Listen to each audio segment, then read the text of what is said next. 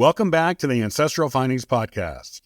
William Floyd was a signer of the Declaration of Independence from New York. He had a rather storied and successful political career there, of which being a delegate to the Continental Congress was only a small part. A career politician, William's name is still well known in New York territory. This is his personal story.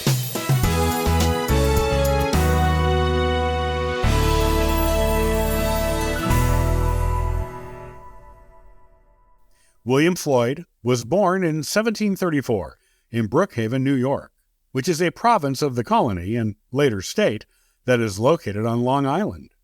His family was of English and Welsh background. The son of Nicole Floyd and Tabitha Smith, William was one of several siblings.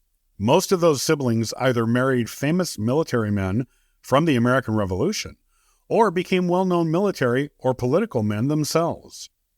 A great-grandfather of William and his siblings on their paternal side was Richard Floyd, who was born in Wales and became the last one of his brothers to leave their homeland for America. Richard went first to Jamestown in Virginia, then moved up to New York, where he established himself as a lawyer. Richard's son bought 4,400 acres of land in Brookhaven, and Richard's grandson, William's father, built a house there, where William was later born. William's father died when William was only 21 years old. William took over the management of the family farm after that and found time to also become a member of the Suffolk County Militia at the beginning of the American Revolution. In this position, he was appointed to the rank of Major General. Taking a break from his military duties, he was appointed as a delegate from New York to the Continental Congress from 1774 to 1776. It was during this appointment that he became a signer of the Declaration of Independence. Later, he became a member of the New York State Senate from 1777 to 1788. William continued his illustrious political career when, in 1787, he was elected as an honorary member of the New York Society of the Cincinnati. In 1789, he was elected to the very first United States Congress as a member under the new Constitution, which had replaced the previous Articles of Confederation. In his new position in Congress, William served as an anti-administration politician. He remained in Congress until 1791. The following year, he was chosen as a presidential elector for the Electoral College, where he cast his votes for George Washington and George Clinton. After this, he became a resident of Oneida County, New York. The town of Floyd, New York, is named after him. William was interested in continuing with his political career after his stint in Congress.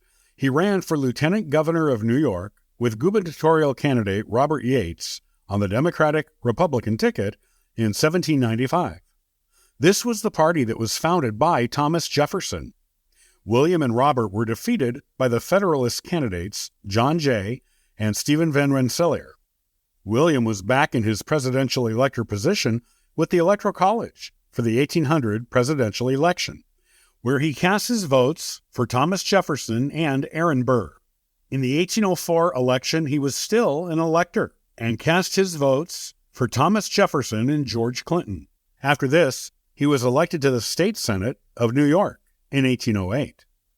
William was in demand as a presidential elector and was appointed as one again in 1820.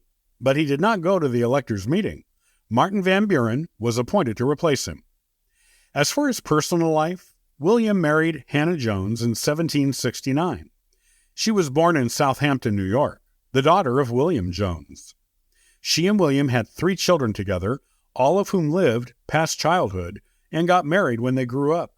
However, Hannah died in 1781, and William remarried to Joanna Strong a few years later.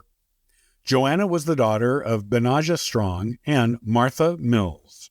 William and Joanna had 2 children together, both of whom lived past childhood and got married when they grew up. William died in 1821 at the age of 86 and was buried at the Westernville Cemetery in Oneida County, New York. His widow, Joanna, died in 1826. Their family home, called the William Floyd House, is open to visitors in today's modern times. It is located in Mastic Beach, New York, and is a part of the Fire Island National Seashore. The part of the property that is open to visitors consists of the house, the grounds, and the Floyd family cemetery that is located there. Astoundingly, the house is still owned and managed by the Floyd family today, in an unbroken chain of 8 generations and 2 centuries of Floyd owners.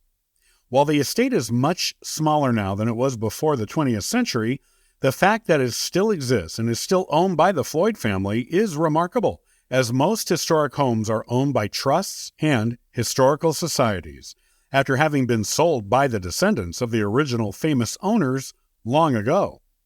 William Floyd has some famous and semi-famous descendants. Via his son, Nicole, he was the grandfather of a U.S. representative named John Gelston Floyd.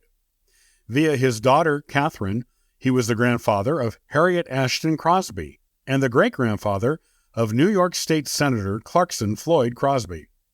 Clarkson married Angelica Schuler, who was the daughter of the famous John Schuler. William is remembered in other ways in New York as one of its famous revolutionary sons. The William Floyd School District in Brookhaven Town is named after him, and it includes an elementary, middle, and high school that all use his name. There is a William Floyd Parkway in Brookhaven as well. There is a General William Floyd Elementary School in the Holland-Patton School District in Oneida County, New York.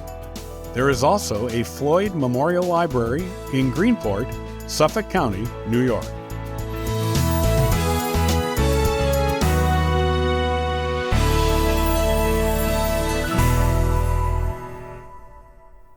Many thanks for listening and following the Ancestral Findings podcast. Visit ancestralfindings.com to download a free genealogy ebook, inquire about a free genealogy lookup, and register for the weekly historical postcard giveaway. And thank you to everyone who contributes via Patreon. It helps keep this car on the road, this kite in the air, and this ship on course. I hope you have a wonderful day and happy searching.